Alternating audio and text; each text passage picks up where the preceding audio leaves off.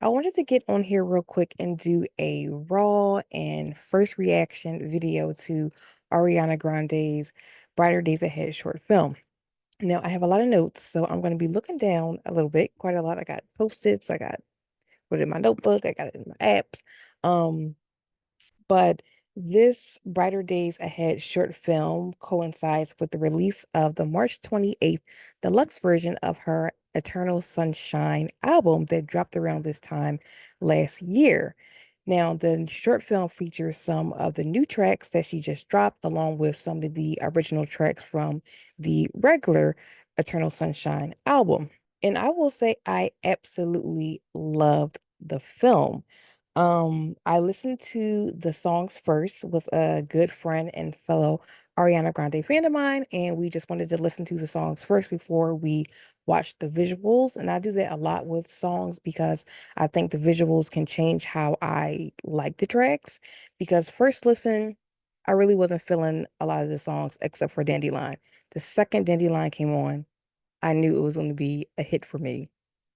The intro to the end of the world, the extended version, I don't think was needed. I think the regular version was just fine. I think it took away from an opportunity to add another song to the album instead of extending that one. And then I think Past Life might have been my second. So those are the two that I initially first liked, first listen before watching the short film. In the film, we find an older Peaches back at the Brighter Day Ink Clinic, and she wants to relive her last four memories before they are deleted forever.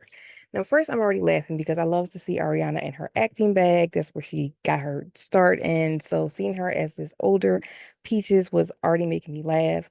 When I saw her in the wheelchair and saw the sides of the wheels, I automatically thought Professor X before she even walked into what is essentially the Cerebro hallway. I mean, it has to be um a reference and an homage to X-Men and Professor X in that whole Cerebro scene because it's almost identical to that. So I picked up on that automatically. So as the film progresses, it's about 25 minutes, so it is a short film.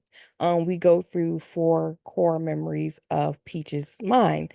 So the first memory takes us into the intro of End of the World, and automatically I got teary-eyed because it is Ariana showing a very vulnerable side to herself. You see all these home videos of her mom, her dad, her Nona and her Nono together. And I think it speaks to maybe her perception or her views about relationships. She sees how it was dismantled between her mom and her dad, but then she sees this relationship that kind of lasts forever.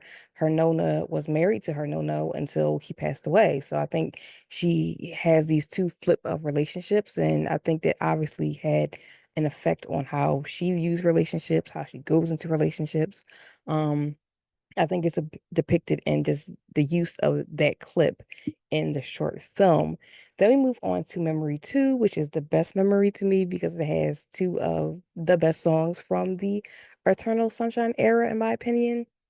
So we have her breaking down the title track of the album Eternal Sunshine, and I just need this version. I'm gonna need this version available somewhere because it was amazing. Like I love how she layers her voice, and she also showed a clip of this when she was layering positions.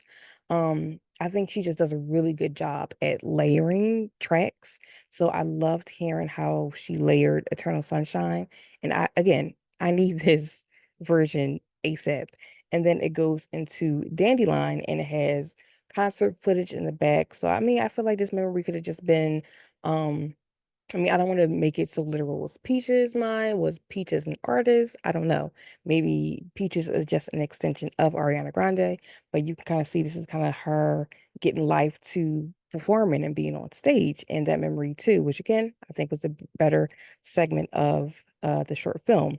So then we get into memory 3, which is basically the end of the We Can't Be Friends video.